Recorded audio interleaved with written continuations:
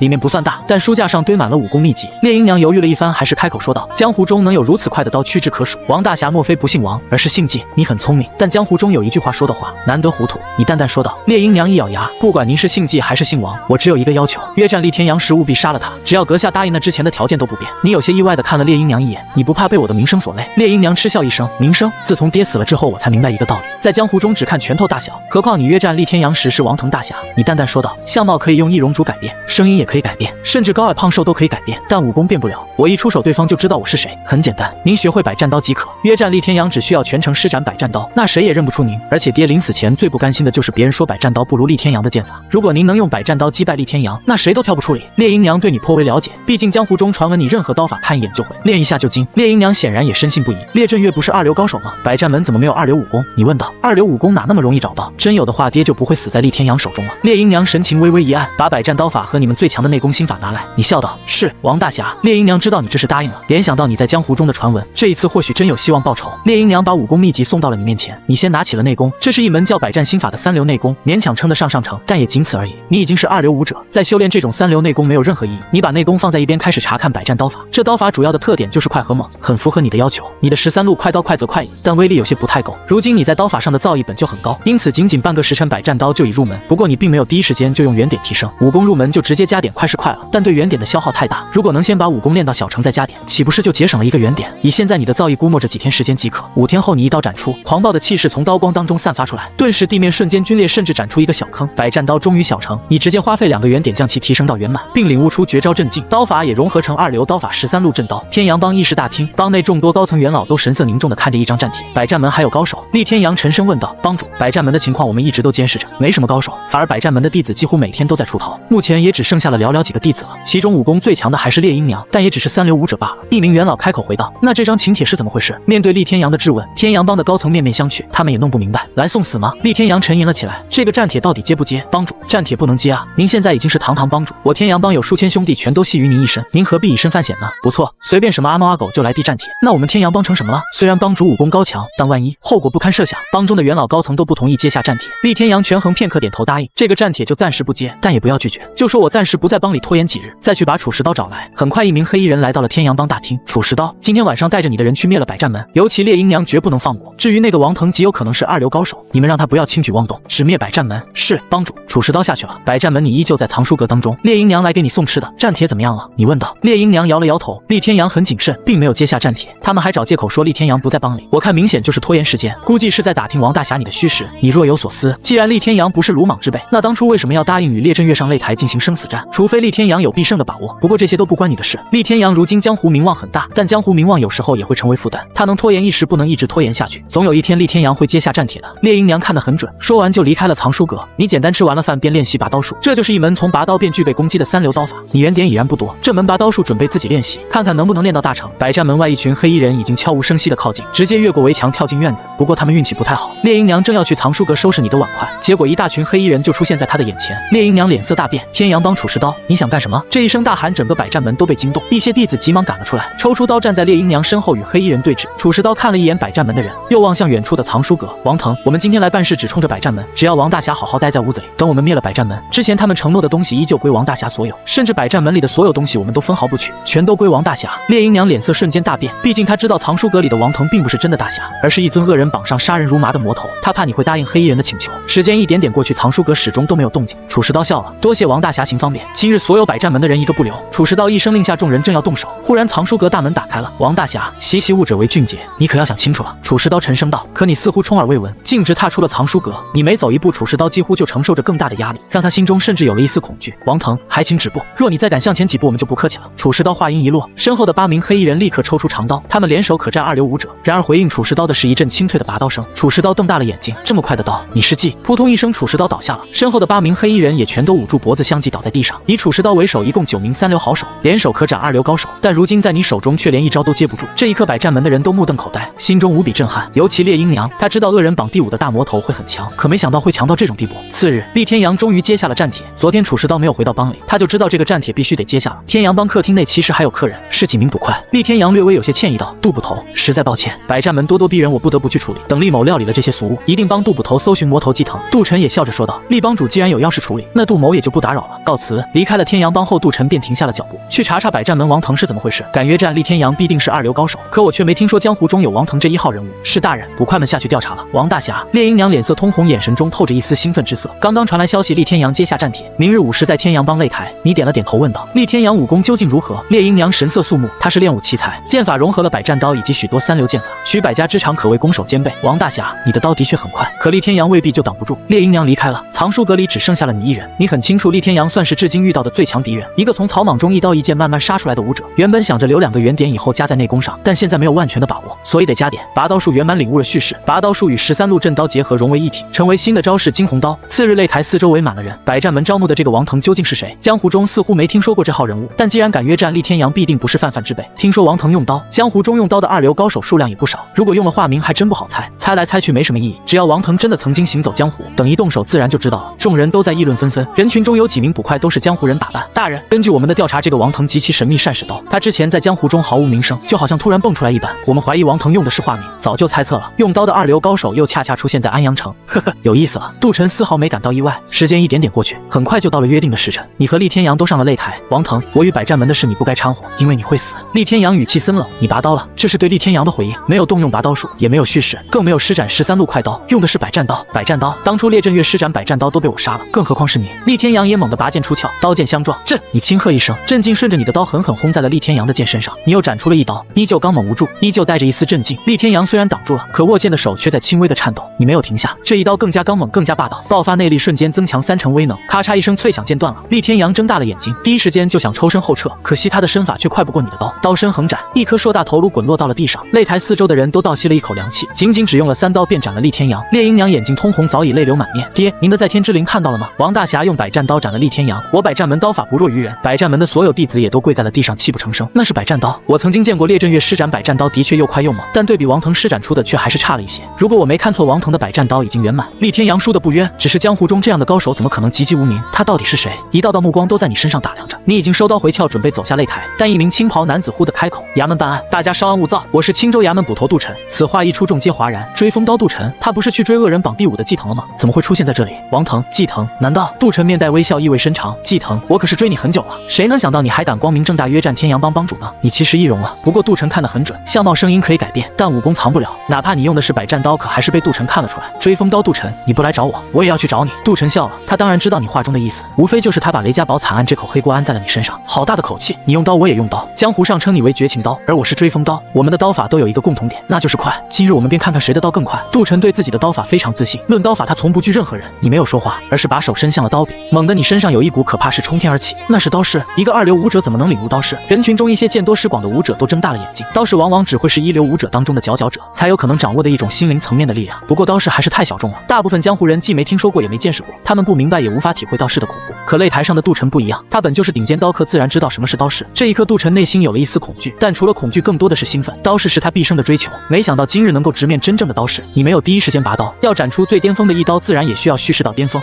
2息3息，杜晨不愿再等，率先拔刀。虽然你的刀势很恐怖很强大，却没强大到让杜晨无法拔刀的地步。你也拔刀了，稍微慢了一点点，但不重要。你的势已然达到了巅峰，施展的正是3种刀法融为一体的惊鸿刀。2道刀光在虚空中一闪即逝，可很少有人能够看清这一幕。你和杜晨依旧站在原地，就仿佛谁都没有动过一般。擂台下许多人面面相觑，我一直都盯着2人，他们真的出刀了吗？我怎么什么都看不清？我也是练刀的，甚至练刀10几年，怎么他们连刀法都没有施展，什么招式都没有，就这么一记刀光，怎么回事？啪的一声，你收刀回鞘。刚才虽然只有1刀，但已经分出了胜负。杜晨望着你笑道：好刀法，这是我见过最快最美丽的一刀，能死在这样的刀法下也无憾了。话音落下，杜晨的身体直挺挺倒下，他脖子上有一道血痕迅速染红了地面。你一步一步走下了擂台，你走一步，那群捕快就退一步，连出声呵斥都不敢。你就这样慢慢消失在众人的视线中。永昌10年9月初3，绝情刀季腾与青州第一捕快追风刀杜晨在安阳城大战，季腾只一刀当街斩杀杜晨。消息一出，江湖震动，天下哗然。除妖世家陈洛正在闭门思过，他刚刚回来就被禁足了。这时陈琳急匆匆跑到屋外，哥，你猜我刚刚得到了什么消息？什么消息？陈洛问道。是三哥，他在江湖中闹出了大动静，据说当街杀了青州第一捕快追风刀杜晨，现在三哥已经真正名扬江湖了，整个江湖热度最高的就是三哥。陈琳满脸兴奋，似乎你的名声越大，他就跟着越骄傲一样。追风刀杜晨，陈洛大吃一惊，除妖人与武者其实是2种体系，但并不是2个世界，因此陈洛知道杜晨可不是浪得虚名，那是真正的高手，却没想三弟居然能杀了他，真想早点解除禁足啊，到时候又能去找三弟大姐了。陈洛憧憬着再次踏上江湖。女侠饶命，我们真不知道什么画皮妖啊，这群山匪早就被雷雨杀破了他，就因为他们胡吹说是见过妖魔，结果被雷雨一阵逼问，差点寨破人亡。江湖中可有什么最新消息？雷雨问道。女侠，最近江湖中的最新消息就是绝情刀季腾。随着山匪151事详细介绍，雷雨脸上露出了一丝笑容。不错，老三看来武功又有长进了。这杜晨可是个难缠人物，江湖中但凡被他盯上的人，不是被杀就是被抓，没想到却死在了老三的刀下。行了，再说说画皮妖的消息。女侠，所谓画皮妖其实就是我们胡吹的，我真不知道，请女侠饶命。是吗？你们这群山匪祸害了多少人？既然不知道，那就去死吧。雷雨将山匪全部杀死，然后一把火烧了山寨。青州6扇门，大人，那贼子季腾竟然猖狂至此，我们要不要继续派人追捕？派谁？你去吗？连杜晨都死了，说明2流高手已经无法威胁到季腾。至于1流高手，那都是要坐镇一州的，想调动他们可不是一件容易的事。罢了，这件事我们青州6扇门已经处理不了，上报给京师6扇门吧。杜晨之死对青州6扇门影响很大，但你气候已成，天下之大，除了1流高手，谁也奈何不了。时间一晃3个月过去，安阳城百战门，你盘膝坐在藏书阁中。当日您离开了安阳城数日时间，然后再悄无声息的返回，而烈阴娘对你的态度依旧没有任何变化，没有因为魔头的身份而疏远。突然你体内一阵轰鸣，瞬间冲开了冲脉，这是奇经8脉之一，冲脉一打开，内力也随之暴涨。一道身影悄无声息从窗户钻进了藏书阁，他丢下了一块令牌和一张纸条，你拿起了令牌，令牌是信物，代表着安阳城听风楼。至于纸条上的内容为事成之后一门2流内功，若失败无。你眉毛一挑，于掌柜好大的魄力，终于肯拿出2流内功了，恐怕这是一趟大活吧。你抬头看着来人，季大侠，这趟活的确不容易，不仅牵涉到听风楼内部的一些竞争，还得具备绝对武力能镇压一切，当然最关键一点得会除妖，而除妖谁还能比您更专业呢？一只耳讨好似的解释，除妖，好好说说怎么回事。你听到与除妖有关，那可就不困了。一只耳开始详细介绍这一次的任务。同城方家千金疑似被妖魔附体，行为举止怪异，方家找了远近闻名的所有名医都没什么效果，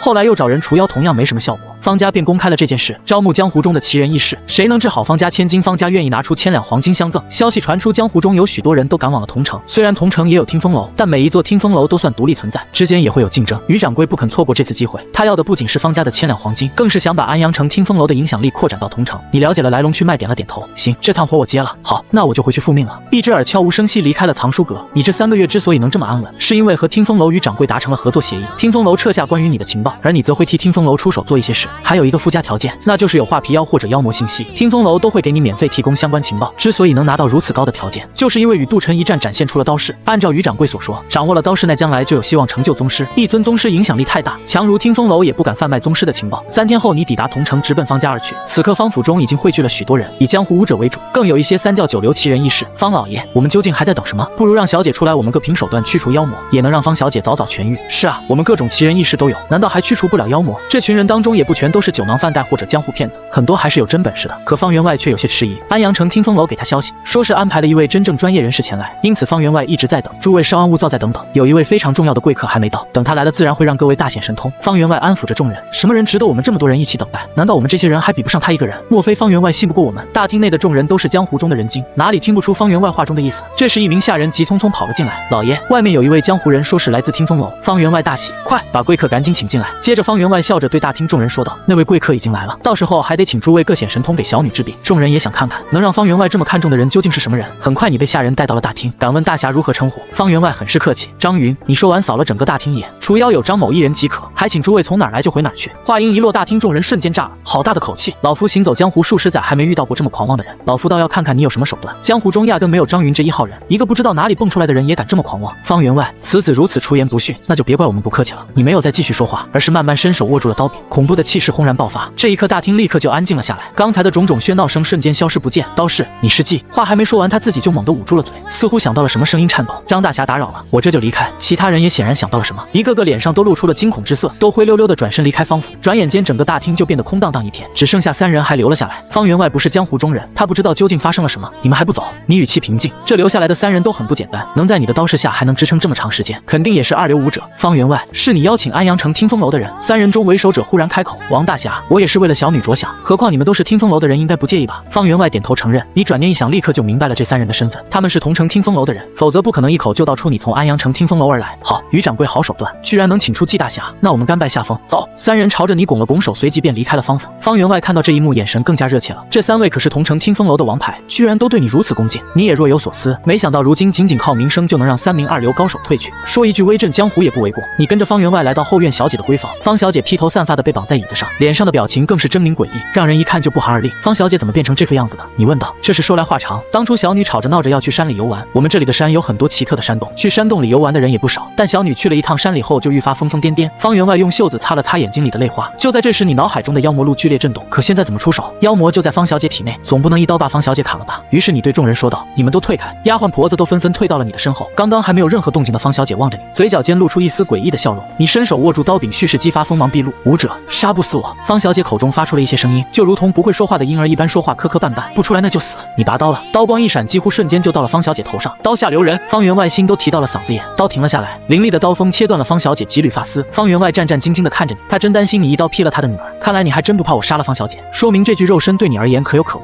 你淡淡说道：“其实刚才都是在试探妖魔，没想过杀死方小姐。”张大侠是不是没办法了？其实我也知道，找了这么多大侠江湖艺人都对小女束手无策。方员外面色悲苦，自然有办法。你犹豫一番，还是从怀中掏出一个瓷瓶，拨开瓶塞，瞬间来到了方小姐面前，倒出一滴除妖人之血滴入她的口中。张大侠，您给小女吃的是什么？方员外问道。除妖的灵丹妙药。你们都往后退一点，妖魔应该快出来了。随着你话音落下，方小姐体内传出了阵阵凄厉的惨叫声。除妖人之血，该死！你怎么会有除妖人之血？下一刻，一阵阴风吹过，从方小姐头顶猛地窜出了一团烟雾状的妖魔，似乎隐隐像一只猴子。烟雾状妖魔速度奇快，冲着门外就想飞走，但对比你的刀速还是差了一些。刀光瞬间将其切开，可仅仅只是略微一停滞，随后又重新恢复成烟雾状。你眼前的妖魔似乎与血魔一样，普通攻击不起作用，当即倒出2滴除妖人之血，直接抹在刀身上，随后再次出刀，一刀下去，烟雾状妖魔小了一圈，5刀下去，妖魔就如同真正的青烟一般彻底溃散。杀山魈之魂获得10个原点。山魈之魂，山魈死后尸体中的残念凝聚而成，善蛊惑，附体，吸食精气。方老爷，妖魔已除，令千金应该没事了。你将刀收入鞘中，开口。方员外当即递出银票，非常感激张大侠驱除妖魔，救了小女，这是酬谢，还请张大侠收下。你没有客气，收下了银票，转身离开了方府。街上空荡荡一片，仅仅只有寥寥数人，其中中3人赫然是之前在方府的同城听风楼的人。同城听风楼夏掌柜，你心中一动，立刻就猜到了对方的身份。于掌柜倒是好手段，居然能招募季大侠这样的高手。不过于掌柜此番做法是不是捞过界了？这里是同城，不是安阳城。夏掌柜的语气隐隐有一丝冷意。关于听风楼内部之间的纷争我不懂，夏掌柜如果有疑问可以去找于掌柜，你抬脚便走。于掌柜倒是好魄力，付出了很大的代价撤下了听风楼所有关于季大侠的情报。不过他能撤下季大侠的情报，那我也能重新恢复。夏掌柜威胁了一句，你停下脚步。目光越过夏掌柜，落到其身后的那名独臂剑客身上。此刻他已经慢慢握住了背后的长剑，你顿了顿，右手也握住了刀柄，一股可怕的刀势轰然爆发。季某若拔刀，夏掌柜身后剑客救不了你。可想一试，许久夏掌柜终究还是不敢一试。季大侠，请便。你松开刀柄，一步步慢慢消失在了众人的视线中。夏掌柜神情凝重，沉声道：如果季腾拔刀，阿飞你能挡住吗？独臂飞剑客摇了摇头，他没有虚张声势。如果他要杀你，我拦不住。夏掌柜沉默。独臂飞剑客已经是他手中最强武者。3天后你回到了安阳城，第一时间就去了听风楼见到于掌柜，任务完成了。不错，这次你可帮了我一个大忙。这是你要的2流内功。于掌柜递出一本功法，你收了起来，重新回到百战门，继续待在藏书阁中。从怀中掏出于掌柜给的那门2流内功，名字叫内息功，主要修炼的是带脉。你立即盘膝而坐，3天后入门，随后花费6个元点提升至圆满，领悟内力反哺。2流内功效果也极其惊人，内力的量直接增强了1倍。所谓内力反哺，就是会有一部分内力融于体内的血肉，潜移默化的增强身体。转眼20多天一晃而过，原点消耗一空，你又练了3门快刀，全都达到圆满。如今惊鸿刀总共融合了7门刀法，刀速已经远远超过了普通3流刀法的1倍。季大侠，除夕夜我们包了饺子，还请季大侠能赏光，我们一起吃顿饺子。这时屋外传来了猎鹰娘的声音。好，我先出去看看，晚上回来。你离开百战门来到了赵府外，远远的看着季瑶，他身边跟着几个丫鬟，身上的衣服也都很新。赵府几个小孩都在一起玩耍，并没有孤立季瑶。你看到了季瑶脸上的笑容，显然他过得很快乐。你回到百战门，跟猎鹰娘一同吃了饺子，过除夕夜。第2天，新的一年，新的一天，你去了趟听风楼茶馆。今天是凌霄阁江湖榜更新的日子，因此整个茶馆早早就聚集了很多江湖人。出来了，新秀榜第1换人了，还有剑客榜、刀客榜、恶人榜也出来了。绝情刀季腾的江湖名号怎么换成惊鸿刀了？惊鸿刀更贴切啊！惊鸿一瞥，人头落地。快看恶人榜第8毒魔欧阳博，他之前是恶人榜23，怎么一下子冲到了第8？毒魔欧阳博为验证奇毒，于永昌10年腊月26日毒杀黄陵县大槐村，全村共计281口无一生还。这个大槐村几个月前还在江湖中闹出过一阵风波呢。那时村内杀了一只牛犊一般大的巨鼠，你原本漫不经心，可听到大槐村以及巨鼠尸体后，脑海一阵轰鸣。